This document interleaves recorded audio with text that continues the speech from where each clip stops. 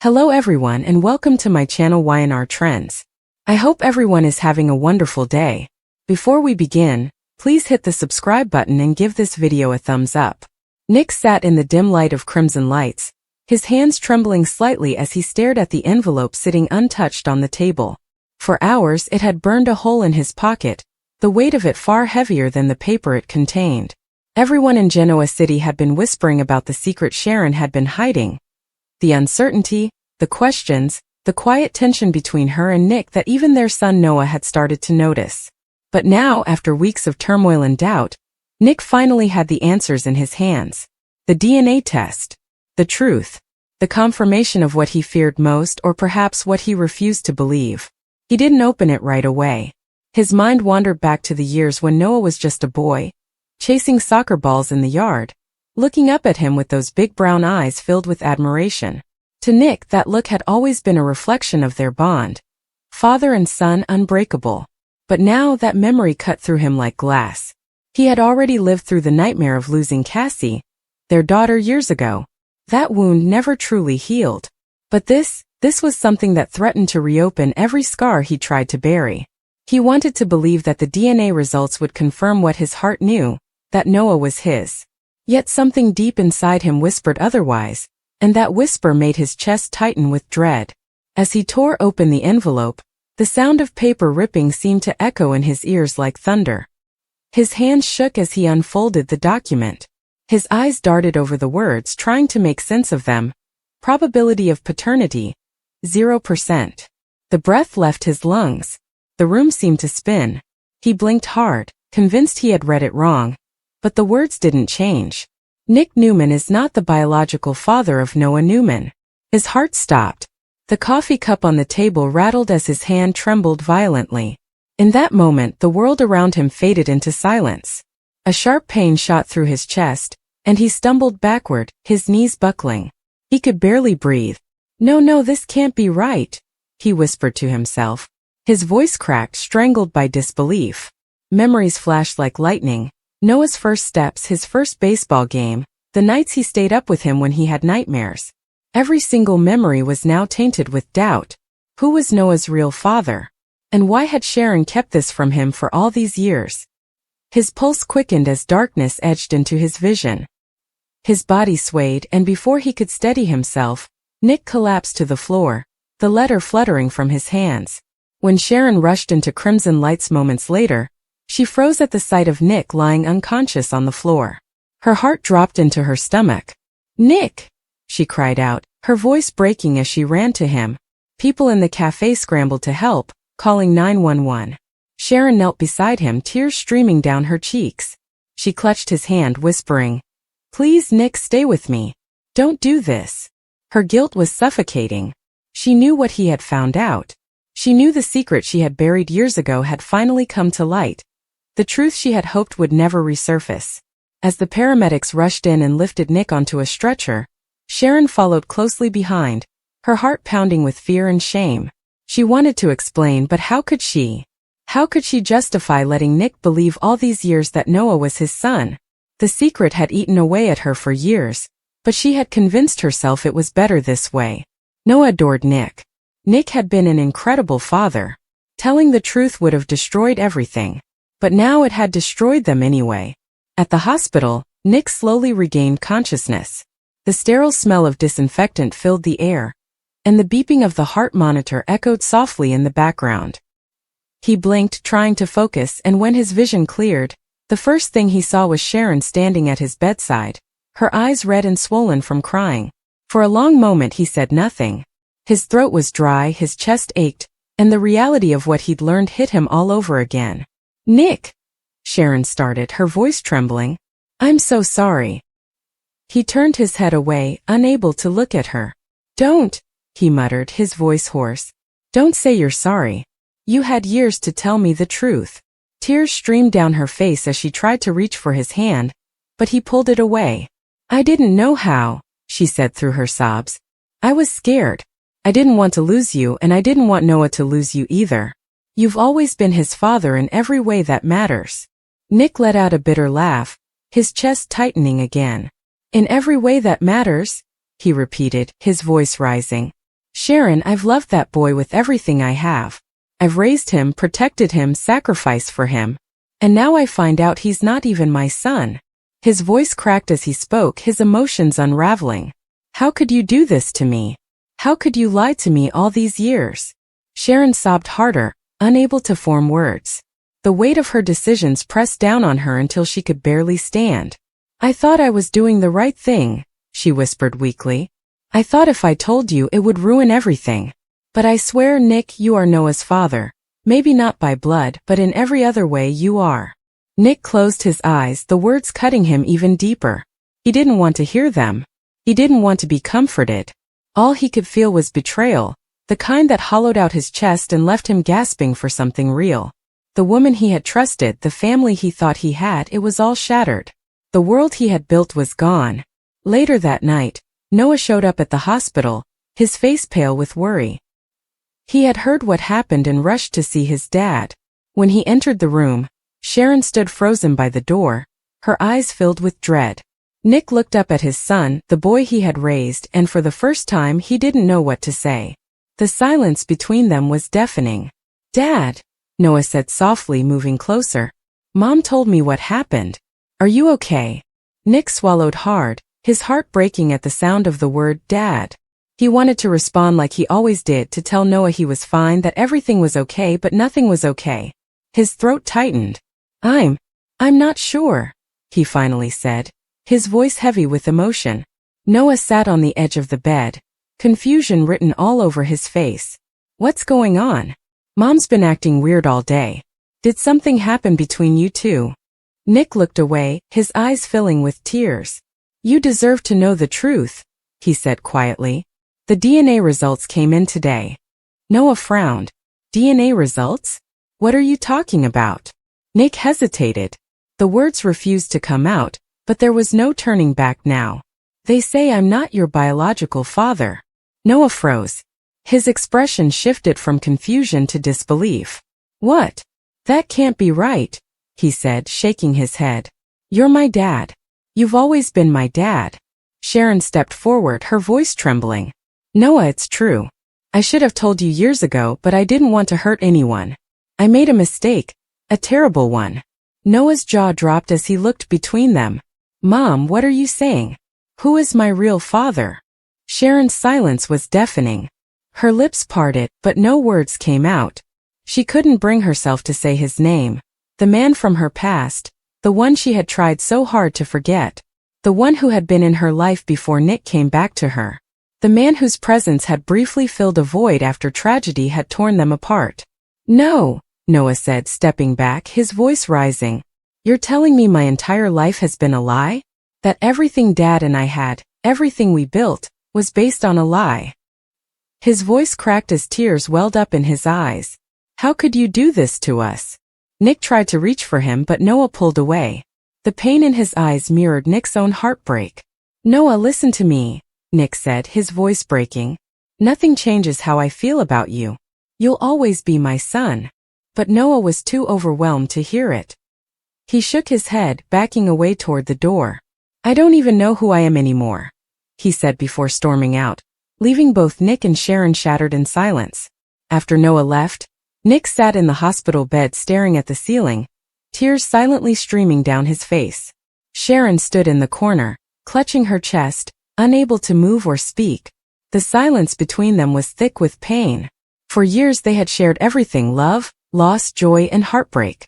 But now there was only the weight of betrayal. Hours later, when the hospital was quiet, Nick asked Sharon to leave. He couldn't bear to look at her anymore. I need to be alone, he said softly. She hesitated but eventually nodded and walked out, her sobs echoing down the hallway. When she was gone, Nick finally let himself break down completely. He buried his face in his hands and wept, for Noah, for Sharon, for the years he could never get back. The next day, word spread quickly through Genoa City. Victor Newman was among the first to hear, and though his expression remained stoic, deep down he was furious, not only at Sharon for deceiving his son, but at the situation that had once again torn his family apart. Nikki tried to comfort Nick when she arrived at the hospital, but even she couldn't find the right words. She simply held his hand and said, You're still his father, Nicholas.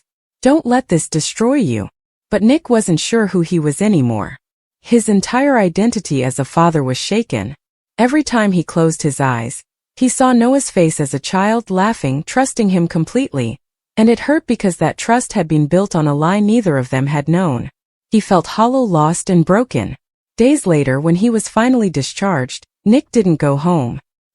He drove aimlessly through Genoa City, ending up at the ranch where his father found him sitting in his truck, staring out at the empty fields. Victor approached him quietly, placing a hand on his shoulder. "Son," he said gently, "blood doesn't make a father. Love does. You raised that boy. Don't forget that." Nick looked at him, his eyes red. "I don't even know if Noah will ever forgive me, or her. Everything feels ruined." Victor sighed, his voice steady. "You can't control Sharon's mistakes, but you can decide what kind of man you'll be now. Don't let anger take away what's left of your family." As the days turned into weeks, Nick tried to rebuild himself piece by piece. His relationship with Noah remained strained, but slowly, small cracks of understanding began to appear. One afternoon, Noah showed up at Nick's door, his eyes still filled with confusion and pain. "I've been thinking a lot," Noah said softly, "and I realized something. You've always been there for me. Every game, every problem, every moment that mattered. You might not be my biological father, but you're my dad. You always will be." Nick felt his throat tighten as he pulled his son into a hug, both of them clinging to each other as the weight of weeks of pain began to lift. It wasn't a perfect ending. Nothing in Genoa City ever was, but it was a beginning. A fragile, painful, hopeful beginning built on truth this time. Yet as they stood there, Sharon watched from a distance, tears in her eyes. She knew the damage she'd done could never fully be undone, but seeing Nick and Noah together gave her a small sliver of hope that maybe, somehow love could still survive the truth. Even though the DNA results had shattered Nick's world, they had also forced him to see that fatherhood wasn't defined by blood. It was defined by the years of love, sacrifice, and devotion he had poured into Noah's life. He had collapsed from the pain of betrayal, but as he rose again, he found strength not in the truth of biology, but in the truth of his heart. And though their family would never be the same, in that moment Nick knew one thing for certain. No piece of paper could ever change the bond between a father and his son. The envelope felt alien in his hands, a simple, innocuous thing made of thick, expensive paper that belied the cataclysm it contained. It had arrived via a special courier, not the usual mail, and the weight of it, both physical and metaphorical, made his palms sweat. Nick Newman stood in the foyer of his grand, tastefully appointed home, a space that had always represented stability and success, and yet in that moment, the polished marble floor beneath his feet felt as unstable as shifting sand. He'd known this moment was coming, had braced for it, or so he thought. He and Sharon had agreed, after the initial earth-shattering revelation that there was a possibility, however slim, that he might not be Noah's biological father, that they needed to know the truth. The secret had festered for too long, a ghost in the foundation of their complicated, often painful but enduring history. He had held her, promised her that no matter what that piece of paper said, Noah was his son, in every way that truly mattered. He had said the words with such conviction, such fierce paternal certainty, that he had almost convinced himself the result was a foregone conclusion, a mere technicality. He was Nick Newman and Noah was his boy. That was the unshakable law of his universe. His name was printed on the front in a stark, impersonal typeset. He traced the letters with his thumb, his heart beginning a low, heavy thrum against his ribs, a drumbeat of impending doom.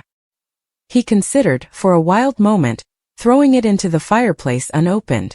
They could just live in the certainty of what they felt, couldn't they? They could ignore this scientific intrusion, this cold, hard data that sought to redefine a quarter-century of love and devotion. But he knew Sharon, knew the look in her eyes, the haunted, guilty shadow that had taken up residence there since her confession. She needed this closure, needed the slate wiped clean, even if the new writing on it was terrifying. She deserved to be free of the lie, even one of omission. So with a deep, shuddering breath that did nothing to calm the frantic rhythm in his chest, he slid his finger under the flap, the tear of the paper sounding unnaturally loud in the silent house. The sound was like the rending of fabric, the deliberate destruction of something whole. The document inside was a single page, filled with columns of numbers and scientific jargon that his brain refused to process. His eyes, frantic and skittish, scanned past the technical data, searching for the only line that mattered. Words like alleged father and exclusion and 0% probability of paternity jumped out at him, not as individual words with meanings, but as a swarm of stinging insects attacking his senses. He read the line once, then again, his mind stubbornly refusing to accept the input, as if his consciousness was a corrupted computer file unable to open the data. The third time, the words bypassed his intellect and went straight to his core, a poison-tipped arrow finding its mark deep in his soul.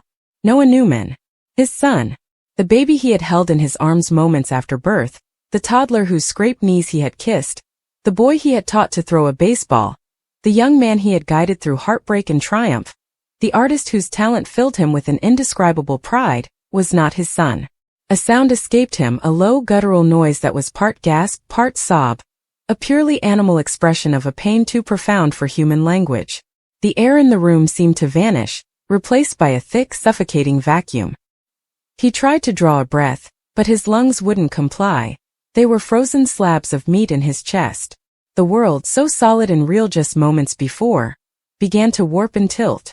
The elegant curves of the staircase in his periphery seemed to melt and run like wax.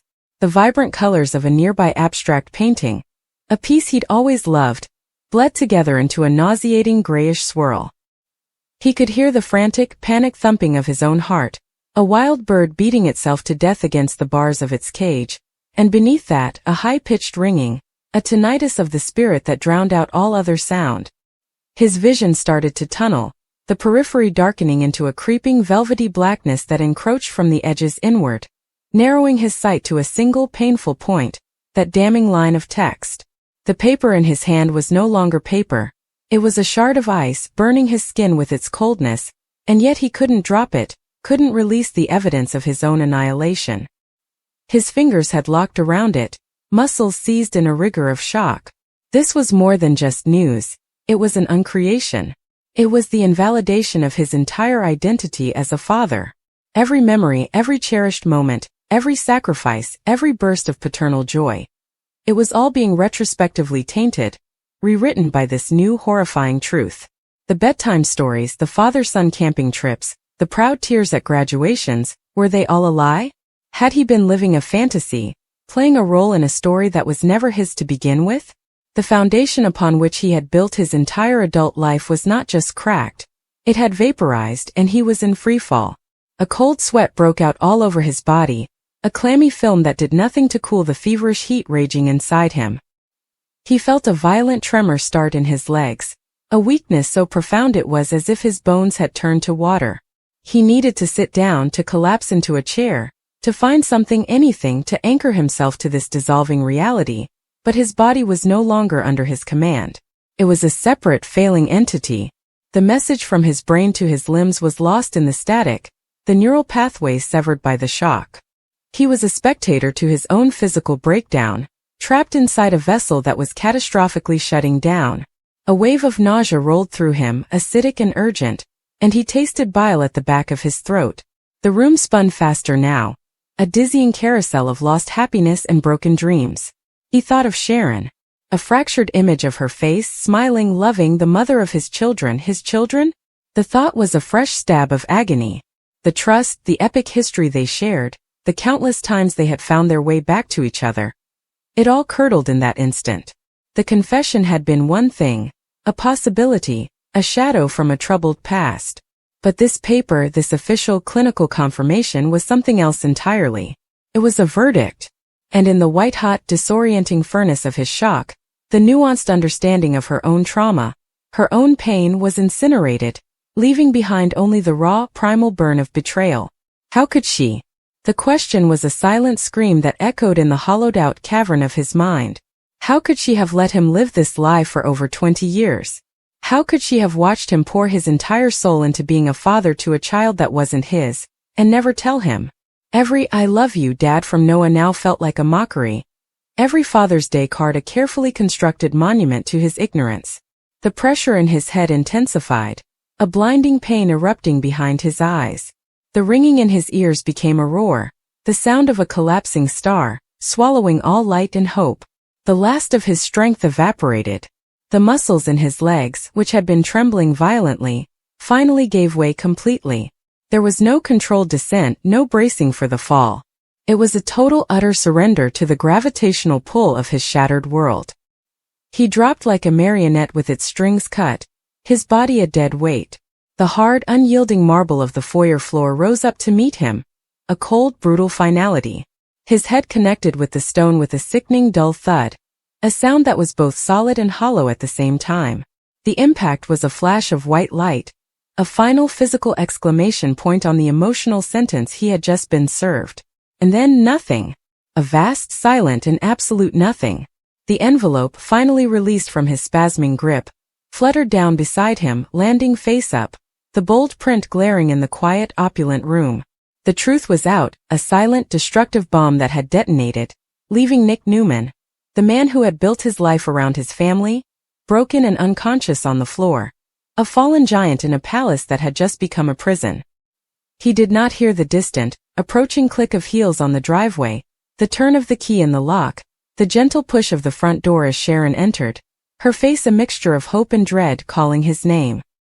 He did not see her figure freeze in the doorway, her hand flying to her mouth to stifle a scream as her eyes took in the scene, the man she loved, motionless on the floor, and the single piece of paper that lay beside him, telling the story of their ruin. The collapse was complete, a physical manifestation of a psychological devastation, and the aftermath, the waking into this new horrifying reality, was a torment that had only just begun.